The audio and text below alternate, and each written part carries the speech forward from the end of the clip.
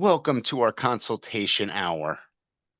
Today we're going to focus on the frame and utilizing the frame in various clinical settings.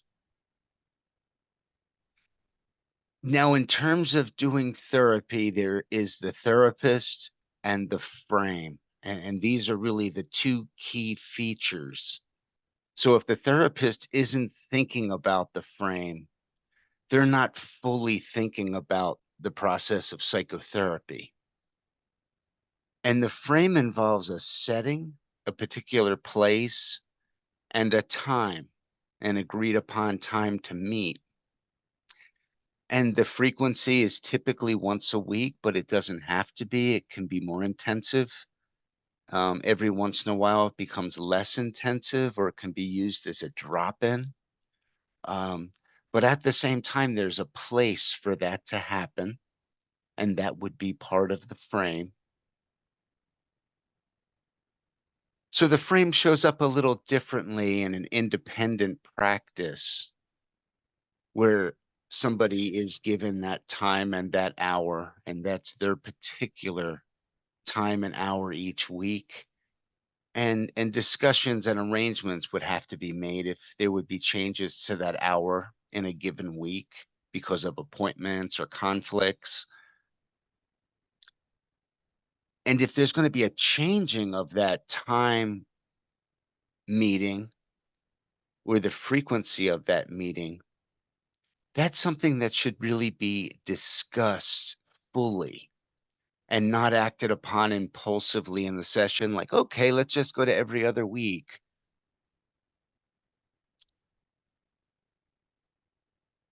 The typical response for me is to show a lot of curiosity if the client shows an interest in changing the frame, and putting that discussion off at least one more week or 2 more weeks to fully discuss what might be behind that feeling that there should be a change in the frame. And typically holding the frame to process these things is very useful. Now, in a community setting, a clubhouse, boys and girls club, some place where there's multiple activities going on, some of them are therapy that's offered at the setting. And typically there needs to be kind of a drop-in process that goes on prior to beginning the therapy process. And that typically doesn't exist in an independent practice. So there's engaging with potential clients in kind of the neutral field of the clubhouse. And it's from that engagement that somebody decides to move into a counseling or a therapy arrangement, one-on-one confidential setting. And it's at that time that the time and the space will be set for the meeting, whether it's an individual meeting or a group meeting, and an expectation that somebody will come at that time and the time will be held. Welcome, Eric and Lucia. I would like to hear any thoughts you might have about using the frame and benefits of the frame and challenges with using the frame in your particular setting. Welcome. Thank you, Michael. I think I'll start. So I think the challenges that we have in a community setting is there's so much going on at a clubhouse in terms of activities, sports. They actually have to engage in some type of um, like a school based I think tutoring or something like that. So anyway, with all the other activities, sometimes what happens is if we do have a meeting, let's just say a 5 o'clock session, they'll get distracted by everything else that's going on, and then they won't show up. So you're sitting there waiting for them to show up, but yet they're engaged in other activities. So that makes it really hard because then they'll say, well, I can't miss my tutoring session because I really need to get my homework done. So that makes it challenging because you have to understand that they're there for a reason also, and that's very important. Um, oh, but along the same line, therapy is also important. So that makes it hard. And how does that usually play out in the setting? Does it do the tutors support the therapy, or is there kind of a little bit of an irritant if somebody's taken away from a tutoring session? Um, I've never had to deal with the other party, as far Hmm. as the conflict in times. It's more the student or I the see. parent. Mhm. I see. And is this more of a one-off that just came up, or is this like a chronic problem week to week with this student? It could be both. It could be Okay. both. Mhm. Um, I would encourage that to become kind of a primary therapeutic issue until it gets resolved. Um, and it's really just to discuss it, that there's time pressure, there's kind of a time crimp here, and how can we resolve it together? Mhm. And when you're establishing the frame in this setting, it is really important. You're bringing up such good points, Lucia, about other kind of competing supports. Mhm.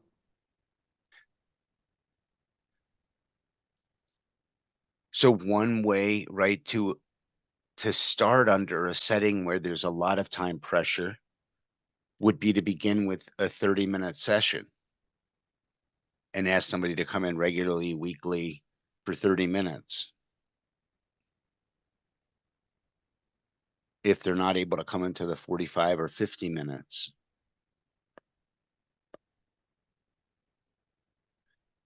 Mhm. and then work from there. And when there's some momentum, you can revisit the frame and talk about, that the deepening really happens with a longer session. Would you be interested in extending it to the full time?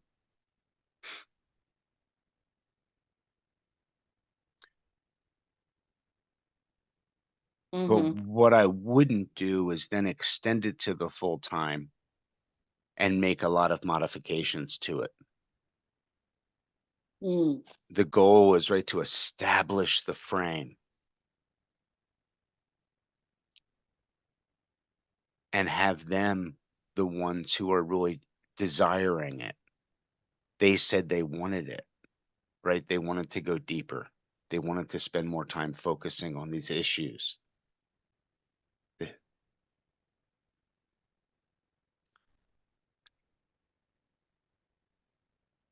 And perhaps not. Perhaps they just want to keep it as a 25, 30-minute weekly session, and you work from that as the frame. Mhm. Yeah, that makes sense. Yeah. And there's many people, right, in the clubhouse who are not your clients, who you'll connect with, and you're doing kind of like pre-therapy work with them, right? You're kind of connecting with them, you're reflecting, you're showing interest, and hopefully over time they'll show an interest in one-on-one meetings,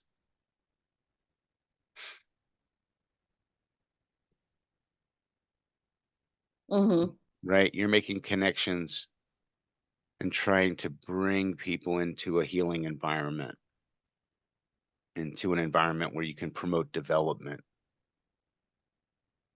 more directly.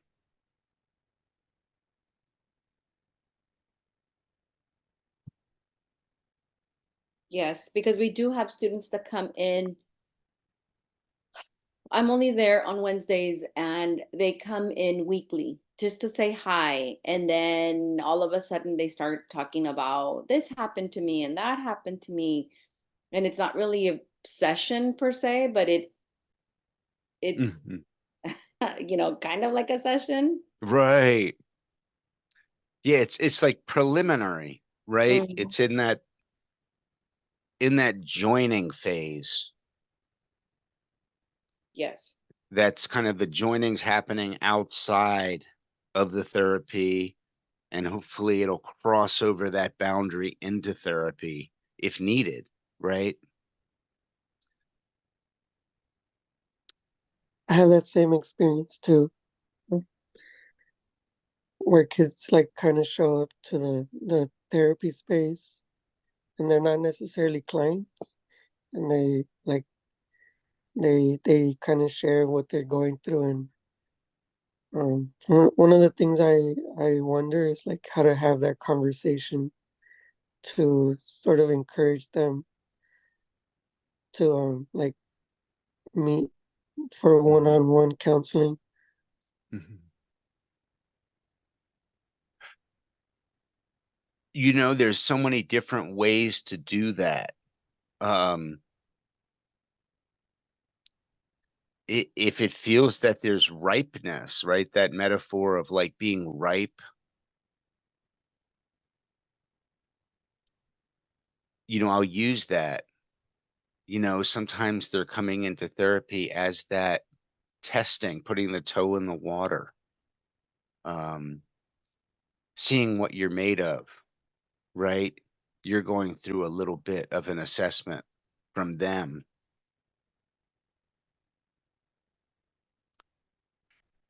and it's being okay and being comfortable in that area. Um, you're trying to gently guide them without any coercion, and reflect to them that they have a real interest and a curiosity in getting to know themselves better. You admire that about them.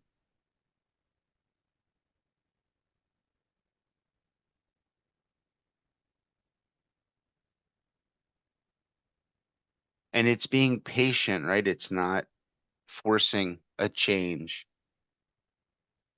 Some maybe need a couple months on the periphery before they come in. They're just really guarded and cautious, but very curious. And they're kind of magnetized in some way to getting to know you more.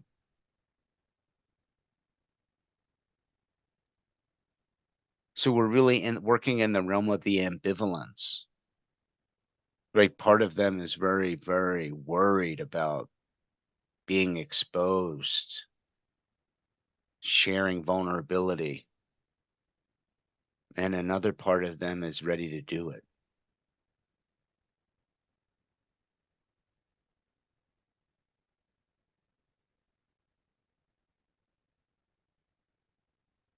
Michael, another thing that I think that I run across, and this is why they're weary of beginning again, is because they've had a bad experience with another therapist.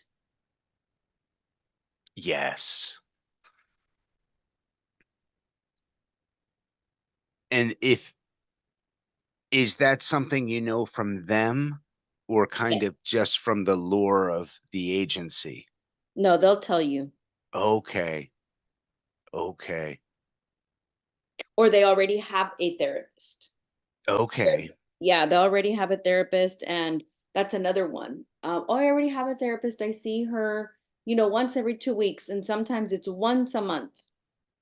Oh, okay. Well, then I think that's would be a discussion to have.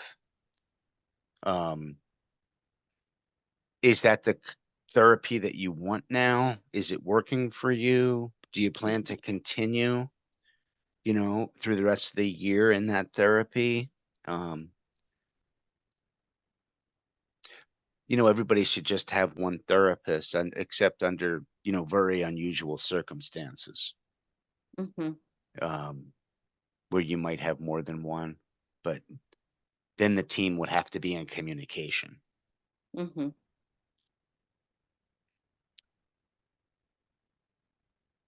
So that's kind of the discussion. If somebody already has a therapist, if they're telling you it's not working, they need a change, then you encourage them to go back to that therapist and talk about it and mention that there is somebody who you could you could see in another setting, um, and to kind of really work out either an ending or some kind of change in the therapy.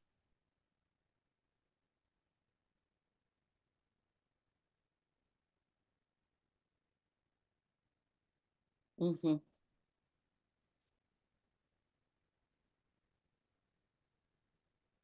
The summer makes a little different if somebody has a school-based therapist and then they're coming to the clubhouse and they want to continue with therapy in the summer. Yeah, whether to offer a short-term treatment or encourage that person to take a group if that's available instead of individual. Yeah, these are tough questions, have to be thought through case by case.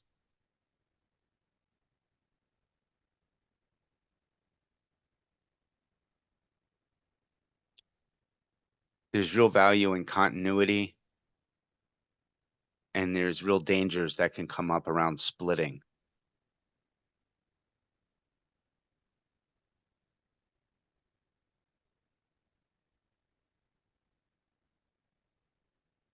But a lot of people have a therapy, they end it, they try a different therapy at a different time with a different person. Um, and I think that's very typical.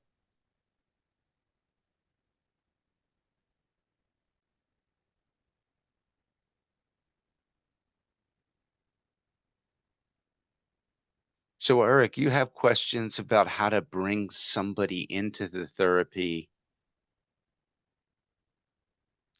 who's not in therapy yet, but attending regularly at the clubhouse. Is that correct? Yeah, that's correct. Hmm. When you look at the people who you've worked with in the last 3 months, I know you started with some new people. How have they come your way?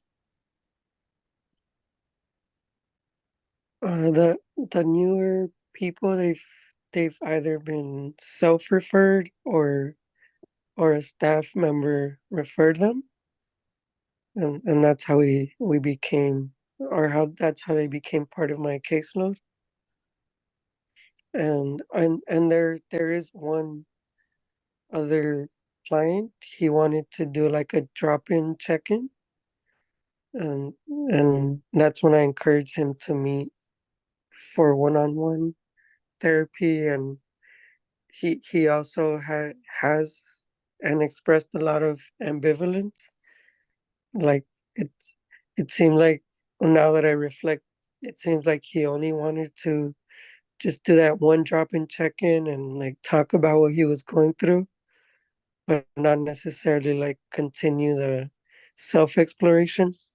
So I'm seeing a lot of ambivalence, Mm, and yeah, I'm wondering if that's something I can bring up the next time I meet with him. yes.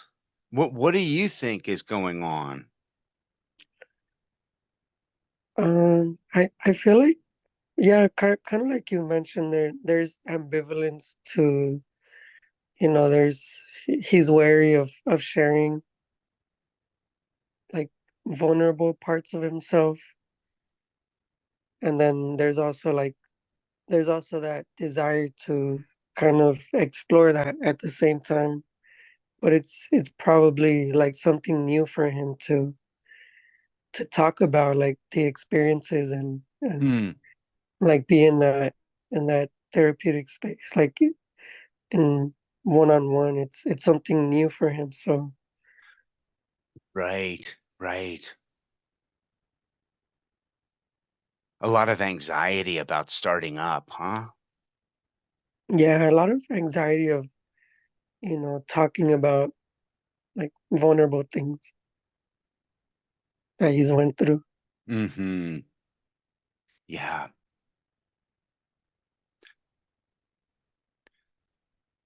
I wonder if you worked with him on some kind of more somatic, exercises with the body or with breathing, and to kind of give some tools for kind of relaxation, calm, and not have him go so directly into that, um the kind of the talk therapy with more anxiety.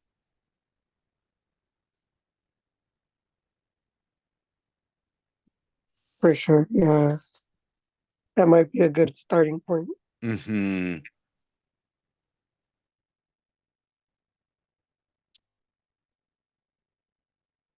It might just be too overwhelming.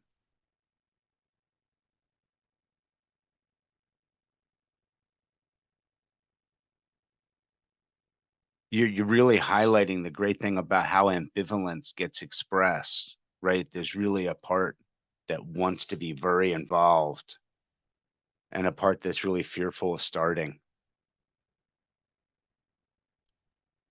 So naming that ambivalence,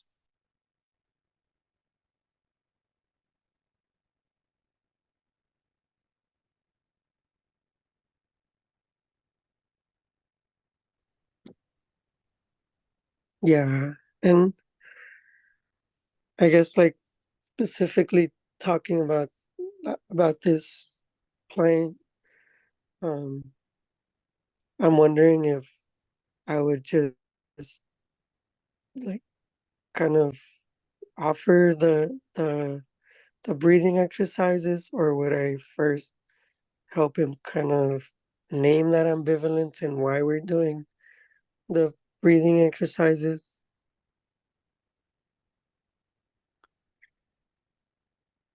I think I would probably just go into it first and say, a lot of times when I start sessions, I like to begin with some tools of relaxation, and then you can feel more calm in here and you can take these tools with you when you leave. Um, so why don't we take 5 or 10 minutes and then after that move into the conversation?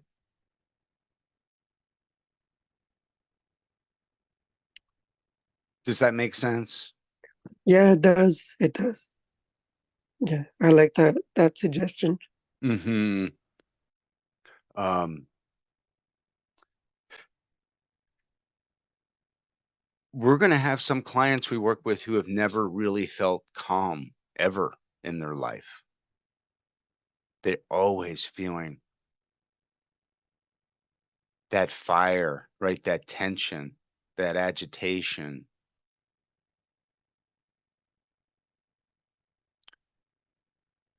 And it's often from that state of learning that there's a new way of being available that brings them into therapy with more curiosity, more interest.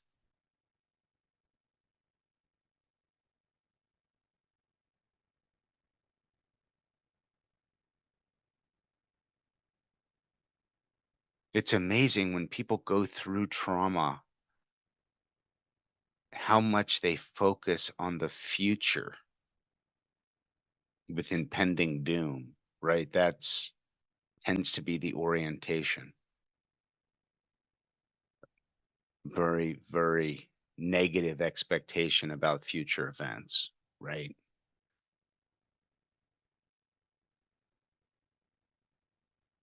And when you calm the body and the mind, that really lessens.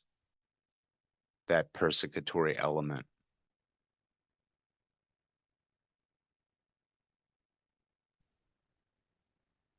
Michael, I have a question. When you get, because we're dealing at the clubhouse, we deal mainly with teenage boys, right? And what about when you encounter a client that's reluctant to start the breathing exercises and they're like, no, no, no, I don't like that. Because that's happened to me before. What's a good way to go about that? Oh, I think the first thing would just be a curiosity. Oh, you don't like it. You know, why is that? What about it don't you like? And then try to figure out, okay, let's try to find a tool that it doesn't fit that category.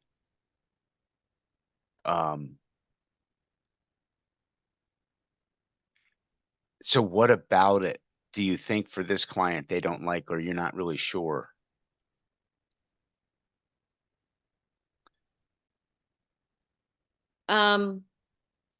Well, they've said it to me. Like, I don't like that. I don't like to that doesn't work for me. So I don't like Mhm. to so they'll say I don't like to do that. Yeah. And are they talking about the breath primarily? They don't like to do deep breathing or calming exercises? Calming exercises. Um, I would say, are you willing to try any new approaches? Because you came here, you know, with these concerns, you know, or these symptoms or whatever it is. And, you know, I've developed some approaches that really work well. But if you don't want to try them, that's fine. But I wonder what you would be willing to try since you're in therapy right now. And I'm here to help you. But it sounds like there's a lot of resistance, Mm-hmm. right? Um, you know, and sometimes doing those motivational interviewing questions, you know, asking somebody about, you know, how motivated are you to change that on a scale of 1 to 10? And, you know, what do you think we could do together that would increase your motivation? You know, and just work there where they are.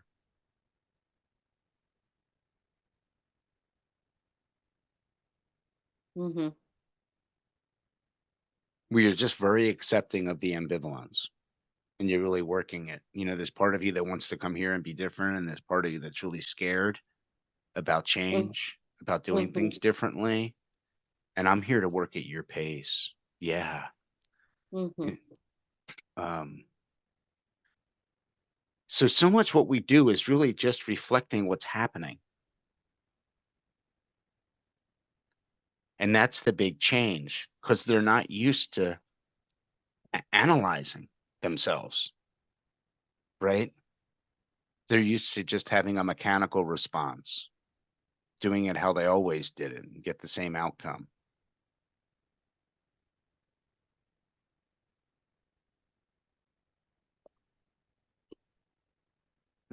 So, Lucia, for you, this is that part that you really have to hold back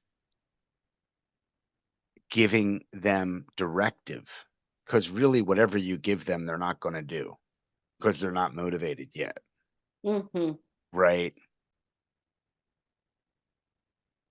So, no matter what you give them, they're not going to be able to make use of it until they set their intention on wanting to make use of it. Right. Yeah. Um, so it's like, God, Yeah. something's in the way. It doesn't make sense to you right now to do this.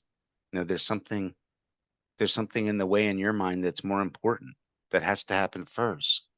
We need to figure that out, you know, and just be very curious about the defense, the guardedness, right? Mm-hmm. Um, You know, sometimes you talk about it like it's a coat of armor, right? That you've worn your whole life. It's what kept you safe.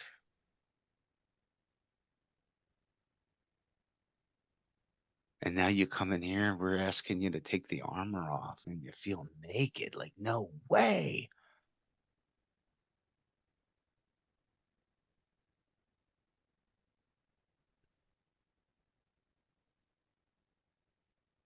Mm-hmm. And my go-to is like, okay, that's okay. You don't want to do it. That's okay. Mm-hmm. Yeah, we're going to work at your pace. You know, but the reason you came in here is because you're really interested in learning about yourself and being more curious, more vulnerable.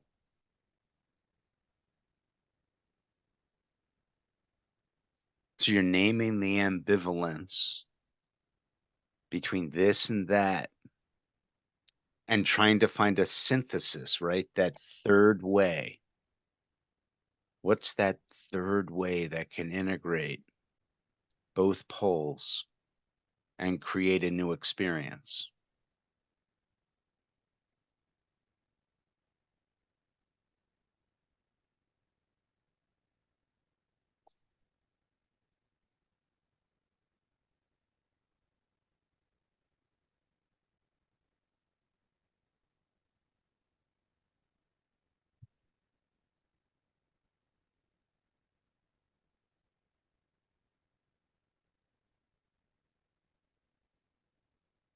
So we're kind of holding the frame right through all of this. This is your time. This is what we're meant to be doing together, is wondering together about things we don't understand. And you're very much normalizing that it's okay not to know.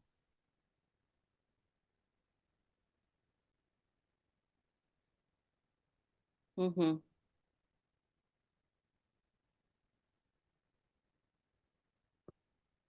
So the most important thing for somebody like this, right, is that they show up every time, that they become regular.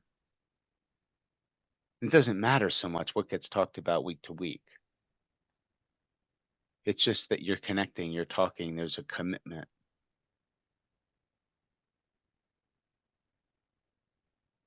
And then we're back to the frame, right? The frame being your friend while you're still working on establishing the roots of the therapy. You're using the frame. I'll see you next week at this same time. It's powerful in terms of continuity.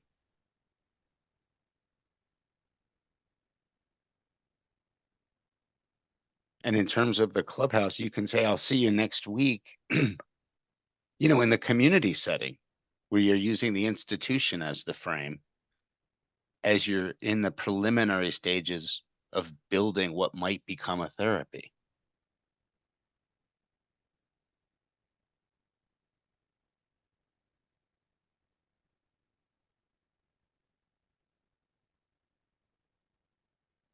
These are relational approaches to joining and establishing that connection.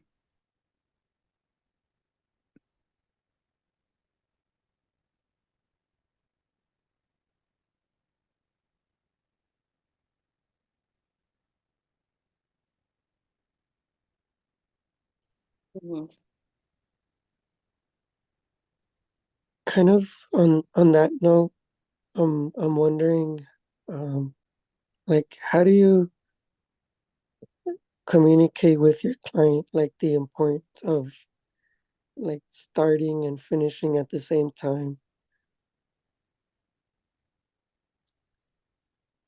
Yes, I think that's a very important conversation early in the therapy.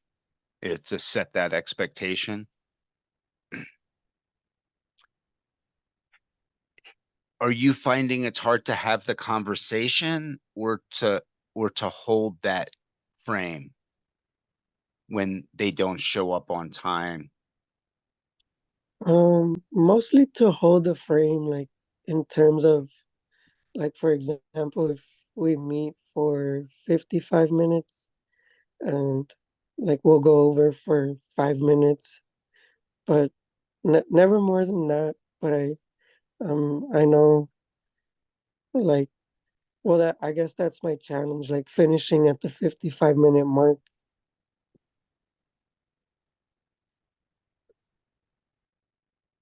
And kind of like communicating why it's important to finish at the time that we sort of had mentioned or agreed to. Mm-hmm. Yes. Yes, mention that it's the end of their time. And I don't think it's useful to mention that there's somebody else waiting and it's the start of somebody else's time, even though that's true. It's not really relevant to their therapy.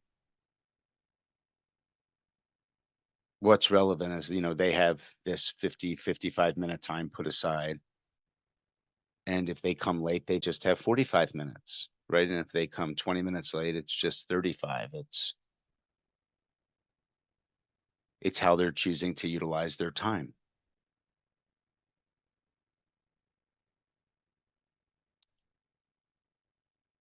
And I would just communicate that as we work more together, I'm hoping that you'll be able to come on time more and more frequently.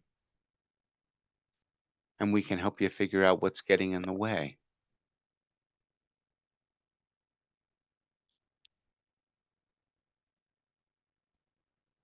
So often somebody feels dismissed and they carry that theme of being dismissed in their life. And they don't know why they start therapy and start dismissing their therapist. It's totally unconscious. But they need to act out this so the therapist doesn't feel important. Ultimately, you feel undervalued, right? When somebody does this to you and they're communicating that they have felt undervalued. So, how to use the transference and the countertransference, right, for information gathering and not act out in the frame, because we do feel slighted when this happens, right? Nobody likes to be undervalued, especially when you're prioritizing the other person.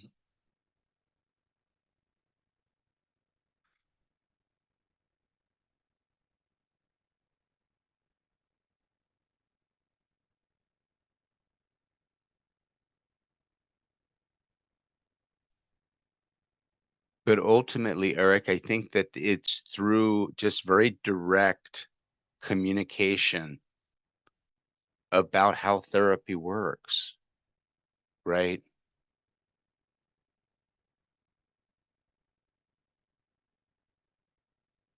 It works because there's agreed upon time and place.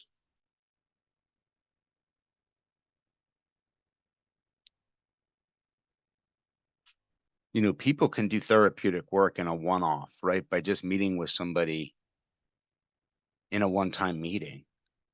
Yeah, I don't mean to dismiss that there's value to that. It's just not how therapy works over time.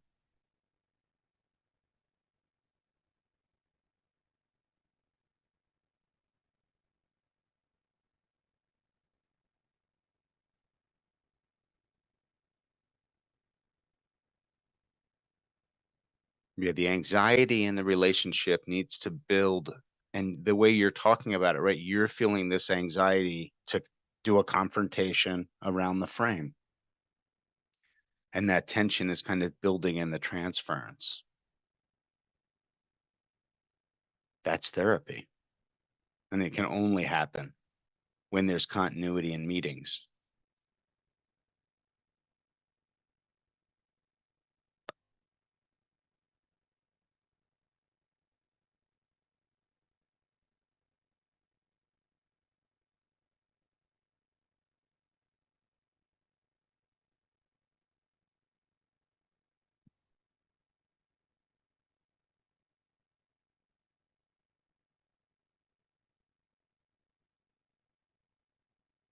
When you think about your anxiety, Eric, and doing that, what comes up for you? Um, I I just feel like, if they're like kind of sharing something in the middle of sharing something, and maybe it's like there's 3 minutes left, or 2 minutes left. I feel kind of like disrespectful if I Mm-hmm. were to interrupt them and say like, hey, our time is up. Like I'm kind of Mm-hmm. um dismissing them, or like you mentioned earlier, not valuing what they're sharing. Mm-hmm. So that's kind Yes. of like the anxiety around it. Mm-hmm. I like to say something, at the 10 or 15-minute mark left, like, we have 10 more minutes, and I want to make sure you have time to talk about everything you want to today.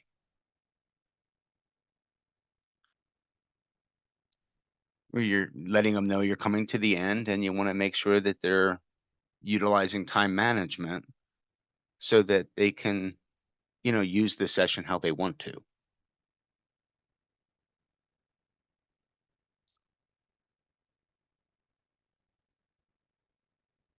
And the same with children in play therapy, right? You give them a 10-minute warning, and yeah, we're gonna have to start cleaning up in 5 minutes. I want to give you an opportunity to bring your play to conclusion.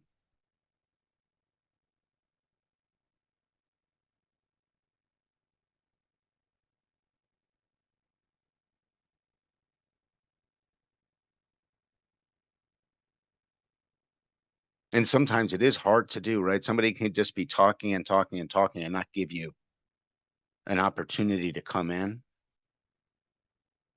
And that would be very diagnostic, right? The way that they would make control of that session at the end and try to move into over control, right? Through verbal techniques, verbal approaches to interacting in the relationship that become very controlling.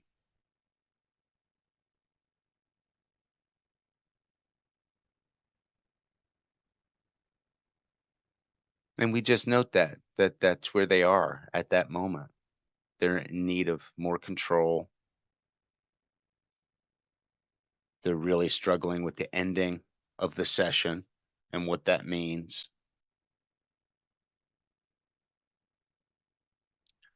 And that means that somebody's making good use of therapy. They're in it, they're engaged.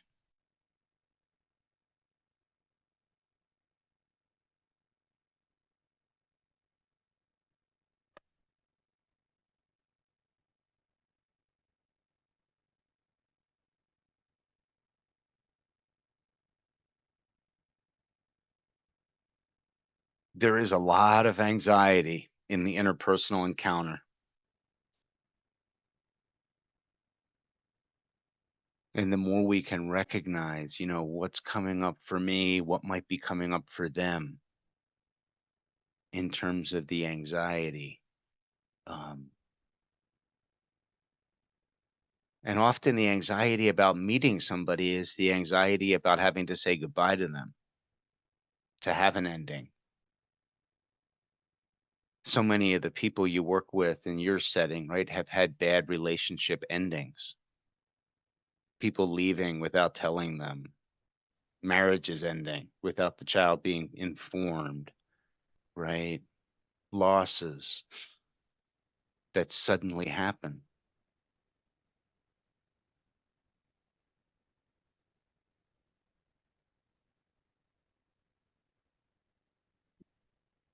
That's such a great segue, because I was going to ask about endings. That's what happens sometimes, Michael. Also, in my case, I've had several students that all of a sudden, in the teens terms, they ghost you. Mm-hmm. Yes. Yes. Where they stop showing up and you don't have an opportunity to process with them. Yes. and you're really left heavily in the countertransference of being kind of rejected, right? Of being left. You're the one who's now being left with that feeling, Mm-hmm. right? Um, yeah, it used to be referred to as by the term acting out, right? Where somebody, instead of talking and putting words on it, right, is engaging in an enactment of some type. And it's the most difficult thing, Lucia, to go through because you don't have a way to move it in any other way, right? Mm-hmm. Without them present. Um,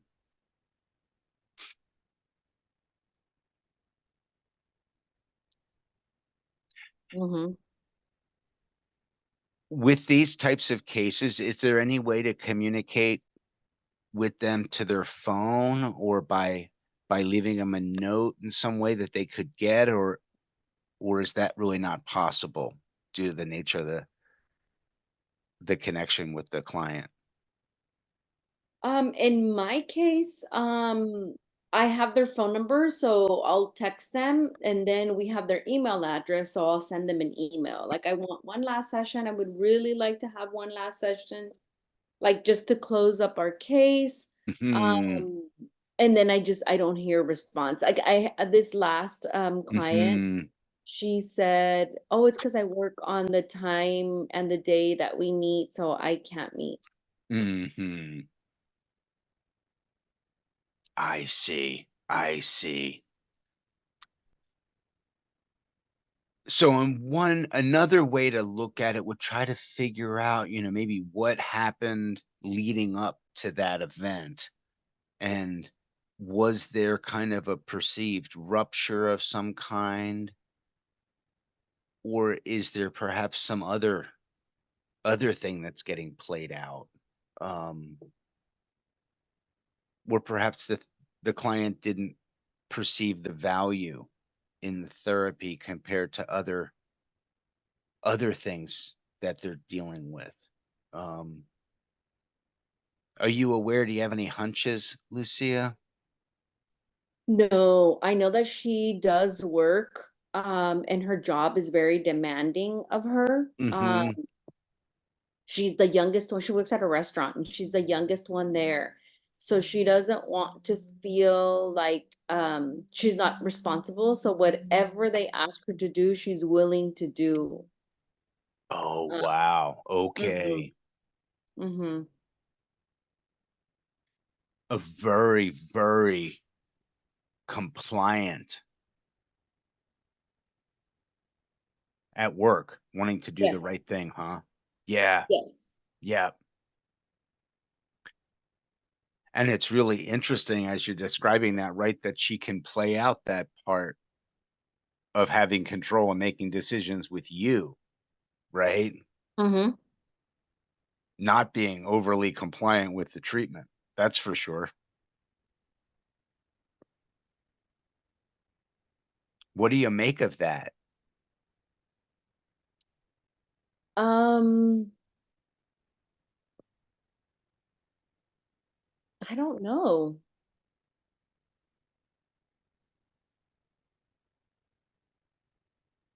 It's interesting. It very well could just be circumstantial, right? That it's this person's life balance that they can't prioritize. But if you do find them coming to the clubhouse and spending hours and hours each week, then there might be a different reason, right? Um, and try to wonder about maybe what happened within the transference. Mm-hmm. Although this client, she started coming to so we started meeting at the clubhouse. Then, the raining season, started, so she stopped coming to the clubhouse because, Hmm. of transportation purposes. And then, we started meeting virtually. Okay. Okay. Mhm. And it's harder, isn't it a little bit harder to maintain that Mhm. connection virtually? Um, that's not for everybody.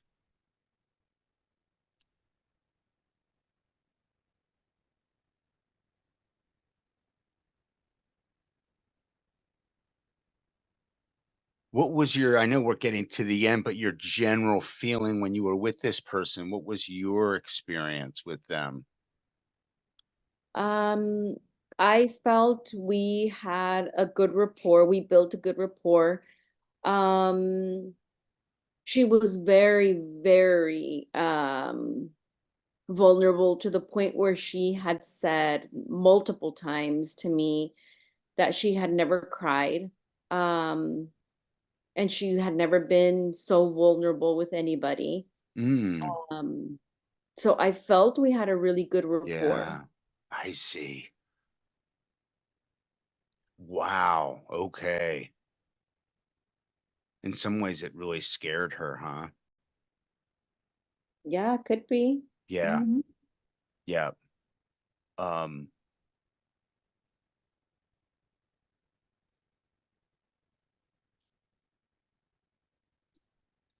and no response to any of your reaching out, huh?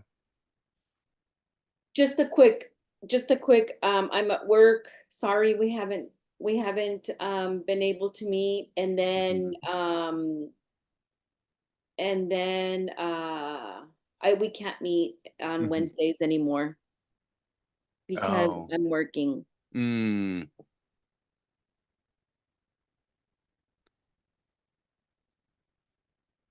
I mean, perhaps you just let it go and accept her where she is at this time, or maybe in 2 or 3 weeks and one more note. Hey, I know summer's coming. I'm available if you want to reconnect over the summer. Perhaps you'll have more time. And then you just have to leave it. Yeah. Mm-hmm. I know that you're left with kind of a feeling that it's unfinished, unresolved. Mm-hmm. Um, and that's the hardest thing for us when we have to process kind of an unresolved ending and we don't have a chance for resolution. Um,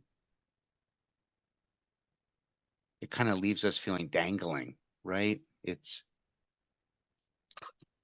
a feeling of uncertainty and wondering about what's going on.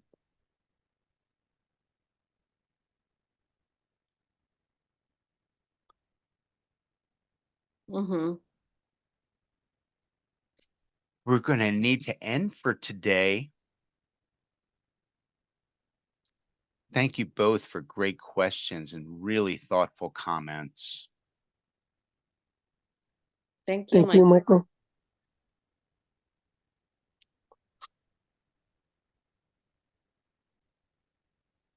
Let me just end the recording and say goodbye. But goodbye. Goodbye.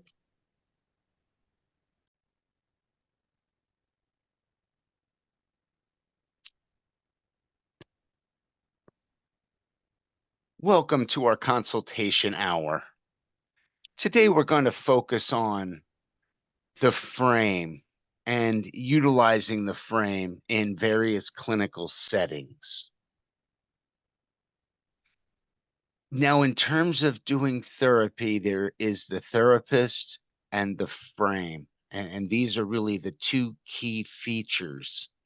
So if the therapist isn't thinking about the frame, they're not fully thinking about the process of psychotherapy.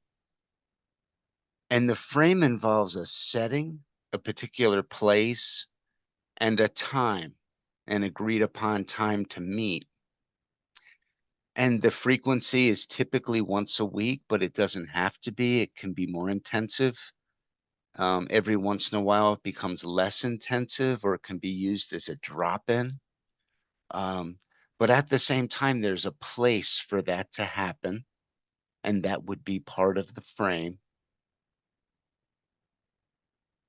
So the frame shows up a little differently in an independent practice where somebody is given that time and that hour, and that's their particular time and hour each week. And discussions and arrangements would have to be made if there would be changes to that hour in a given week because of appointments or conflicts. And if there's going to be a changing of that time meeting or the frequency of that meeting, that's something that should really be discussed fully and not acted upon impulsively in the session, like, okay, let's just go to every other week.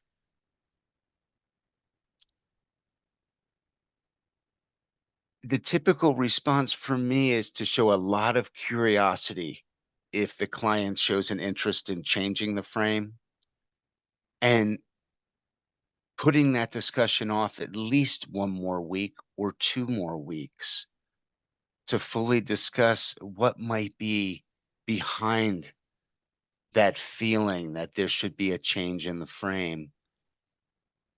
And typically holding the frame to process these things is very useful.